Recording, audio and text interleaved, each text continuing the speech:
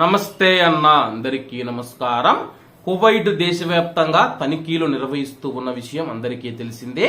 ఇందులో భాగంగా ట్రాఫిక్ పోలీసులు మనం చూసుకుంటే ట్రాఫిక్ డిపార్ట్మెంట్ లో పనిచేస్తూ ఉన్న ఇద్దరు పోలీసులు సాల్వా ప్రాంతంలో తనిఖీలు నిర్వహిస్తూ ఉన్నారు. సాల్వా ప్రాంతంలో తనిఖీలు నిర్వహిస్తూ ఉన్నప్పుడు వాళ్లకు ఎదురుగా ఒక తెల్ల వాహనం, తెల్ల కారు మనం చూసుకుంటే అధిక వేగంతో రావడాన్ని గమనించడం జరిగింది. అలాగే ఒక గుర్తు తెలియని వ్యక్తి ఆ యొక్క వాహనాన్ని నడుపుతూ ఉన్నాడని చెప్పి పోలీసులు గుర్తించి ఆ యొక్క వాహనాన్ని ఆపే ప్రయత్నం చేయడం జరిగింది.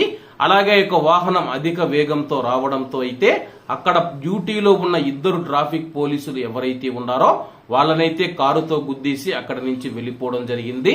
సమాచారం అందుకున్న పోలీసులు సంఘటనా స్థలానికి చేరుకొని ఆ యొక్క ఇద్దరు ట్రాఫిక్ పోలీసులను పరిశీలించగా వాళ్ళు అప్పటికే మరణించారని చెప్పేసి, అలాగే ఒక తెల్లటి వాహనం ఇద్దరు పోలీసులను గుద్ది వెళ్లిపోయిందని చెప్పేసి పోలీసులు సీసీటీవీ ఫుటేజీ ద్వారా కనుగొనడం జరిగింది.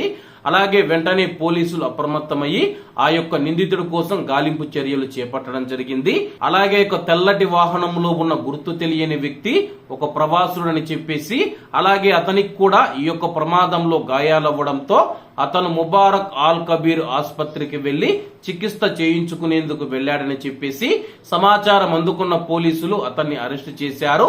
అలాగే అతను అసాధారణమైన స్థితిలో ఉన్నాడని చెప్పేసి మత్తు పదార్థాలు సేవించి అమెరికన్ వైట్ కార్ ను వేసుకుని కువైట్ రోడ్ల పైన అధిక వేగంతో వెళుతూ ఉన్నాడని చెప్పేసి, దీంతో పోలీసులు ఆపే ప్రయత్నం చేసినా సరే వాళ్లను కూడా కారుతో గుద్దేసి వెళ్లిపోయాడు.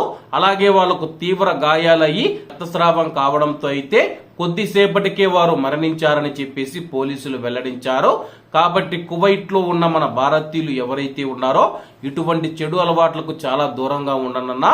ఎందుకంటే చెడు అలవాట్లకు బానిసైతే కానీ మన ప్రాణాలతో పాటు ఇతరుల యొక్క ప్రాణాలకు కూడా ఆపద ఉంటుంది. కాబట్టి అందరూ జాగ్రత్తగా ఉండాలని కోరుకుంటూ అందరూ బాగుండాలి, అందులో మనం ఉండాలి. అందరికీ నమస్తే అన్న. జై హింద్.